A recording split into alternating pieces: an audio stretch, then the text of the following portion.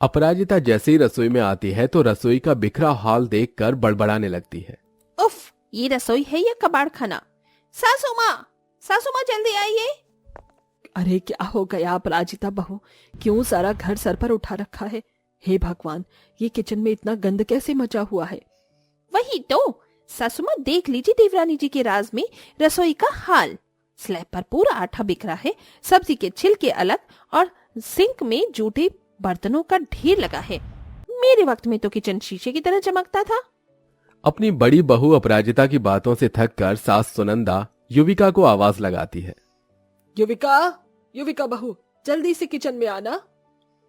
आई माँ जी, उफ, ये कमर दर्द। बेचारी युविका कमर पकड़े रसोई में आती है। जी मम्मी जी, बुलाया? सास बिगड़ते हुए बोली, बहू, तू यहाँ बिखरा किचन छोड़कर कमरे में घुस गई। रसोई तो समेट देती। तू इस घर की बहू है, अपनी जिम्मेदारियां ठीक ढंग से निभाना सीख। युविका नम आंखों से सास को निहारती हुई रुहासा होकर बोली, जी मम्मी जी, अभी कर देती हूँ। सास अपनी बातें सुनाकर चली जाती है, जिसके बाद अपराजिता भी जेठानी होने का हुक्म चलाते हुए बोली, देवरानी जी, एक बात और, बाहर न साबुन का भंडारा नहीं बट रहा जो आपने साबुन पानी में गलने के लिए छोड़ दिया है, थोड़ा ध्यान रखिए। जी भाभी। अपनी जेठानी के जाते ही बेचारी युविका के मन का दुख जैसे आंसू बनकर उसकी आंखों से बहने लगता है। माँ ठीक कहती थी, मायका मायका होता है और ससुराल ससुराल। ससुराल कभी मायका नहीं बन सकता। ये कहते हुए युविका अपने मायके के बीते पलों में खो जाती है। पापा, नॉट बैड युविका, तो ठीक ठाक कुकिंग कर लेती है। माँ तो बस यूं ही टेंशन लेती है कि ससुराल जाएगी तो क्या करेगी। युविका खुद से बातें करते हुए किचन में मैगी बना रही थी। तभी मसाला डालते हुए वो जोर जोर से खांसने लगी और छींकने लगती है।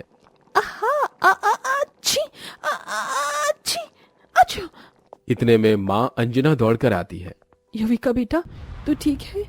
वो मम्मी, मुझे भूख लग रही थी, आप और बाबा नहीं थे तो मैंने खुद से कुकिंग ट्राई किया।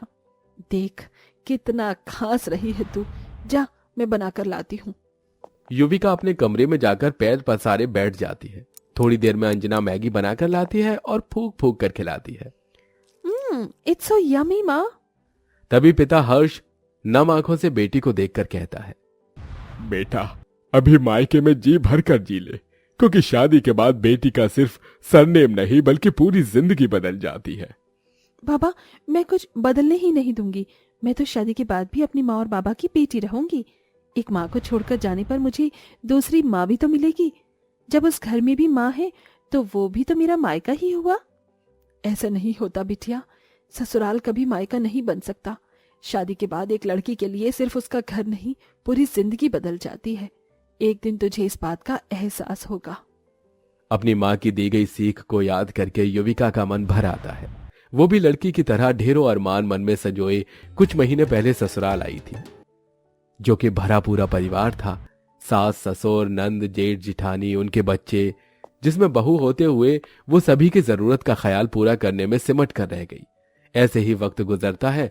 फिर एक दिन सुबह, युविका उठो भी, मेरी बेड टी तो लाकर दे दो। जी अभी आई। युविका किचन में आकर सबके लिए चाय नाश्ता बनाने में जुट जाती है। अरे बड़ी बहू, तुम भी जाकर छोटी बहू का रसोई में हाथ बटा दो। अजी, 4 परिवार के पराठे ही तो सेकने हैं बहू को, उसमें भी 2 जनों का क्या काम किचन में। ये सुनकर युविका को बहुत दुख लगता है।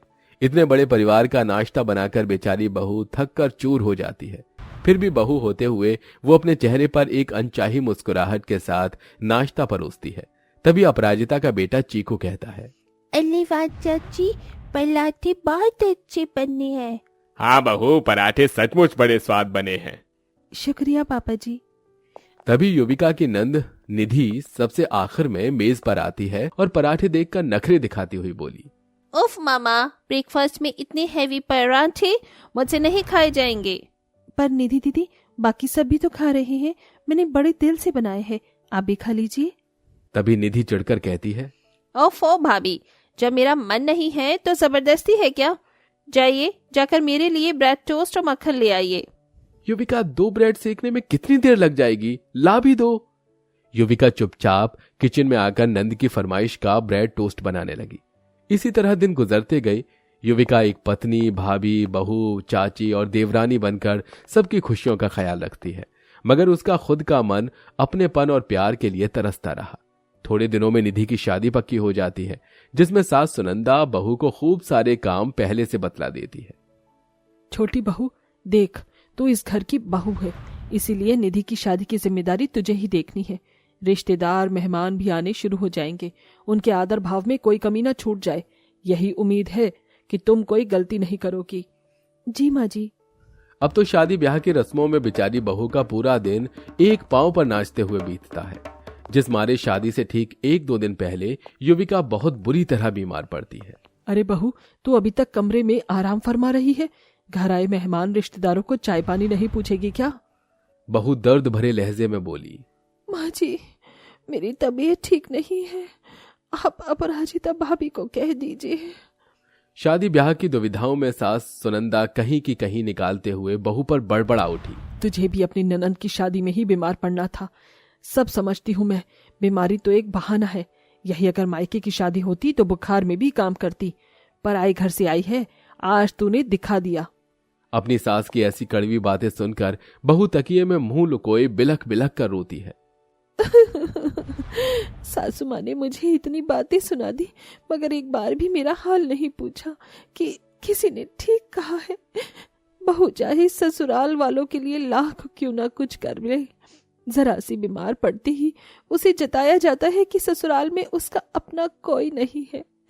मेरे लिए ससुराल कभी मेरा मायका नहीं बन सकता। कहां तो एक लड़की की आंखों के बचपन से ही ससुराल के लिए हजारों सपने पलते हैं, मगर यह भी सच है कि 7 फेरों के साथ एक नया मोड़, नए रिश्ते, बंदिशें और बंधक सब जुड़ता है। युविका तपते बुखार में भी बहू होने का कर्तव्य निभाने लगती है।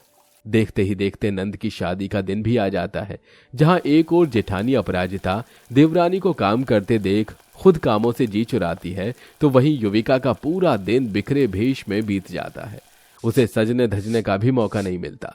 तभी दरवाजे से भीतर अपने माता पिता को आते देखकर उसका मन भर आता है। माँ, बाबा, कैसे हैं आप दोनों? हम ठीक है बिटिया, तू कैसी है? अपने पिता के पूछने पर अपनी तकलीफों को छुपाते हुए बहू ने कहा। मैं अच्छी हूँ बाबा, बहुत खुश भी हूँ। अंजना बेटी का मुरझाया चेहरा देखकर भावुक स्वर से बोली। बेटी, मैं तेरी माँ हूँ, तू नहीं भी कहेगी ना तो भी मैं तेरे दुखों को देख सकती हूँ। सारा काम निपटाकर युविका अपने माता पिता को कमरे में लेकर जाती है और नाश्ता कराती है। माँ, बाबा, खाइए ना। तूने भी तो शादी ब्याह के भागदौड़ में कुछ भी नहीं खाया होगा, ले खा ले बेटी। जैसे ही युविका अपनी माँ की हाथ से निवाला खाती है, उसकी आंखें नम हो जाती है। माँ, क्या सब कुछ पहले जैसा नहीं हो सकता? मैं बस आपकी और बाबा की बेटी बनकर रहना चाहती हूँ, क्योंकि ससुराल कभी मायका नहीं बन सकता माँ। दरवाजे पर खड़ी सुनंदा का मन भी अपनी बहू के आंसुओं को देखकर अपने बर्ताव के प्रति सोच से भर गया। बहू, तू तो इस घर की होकर रह गई। इस घर आंगन को तूने अपनी खुशबू से महकाया, मगर अब तेरे ससुराल तेरा मायका बनेगा। यहाँ तुझे अपनापन, प्यार, दुलार, सम्मान सब मिलेगा। तभी ऋषभ और नंदलाल भी आते हैं, जो सारी बात सुन लेते हैं। युविका, तुम्हारे मन में इतनी सारी बातें चल रही थी, लेकिन तुमने मुझे शेयर करना भी जरूरी नहीं समझा, और मुझे नहीं पता था कि मेरी बातें तुम्हें हर्ट कर रही हैं। एक बार तुम मुझसे कहती तो सही। चलो कोई बात नहीं, आगे से इस बात का मैं ध्यान रखूंगा, तुम्हें कभी हर्ट नहीं करूंगा। मुझे भी माफ करना बहू कि मैं ज्यादा खुश नहीं रख सका, लेकिन हाँ, अब हम सब लोगों को अकल आ गई है। आप लोगों को इस बात का एहसास हुआ, मेरे लिए यही काफी है, वरना मुझे तो लग रहा था कि मेरा ससुराल कभी मायका नहीं बन सकता। शायद मैं ही गलत थी, मुझे ही समझने में गलती हो गई, तो आप सब लोग मुझे भी माफ करना। सास युविका को गले लगाती है और सब हंसने लगते हैं। वहीं युविका के चेहरे की खोई हुई मुस्कुराहट भी लौट आई, क्योंकि युविका को अपने ससुराल के रिश्तों में मायका जो मिल गया था।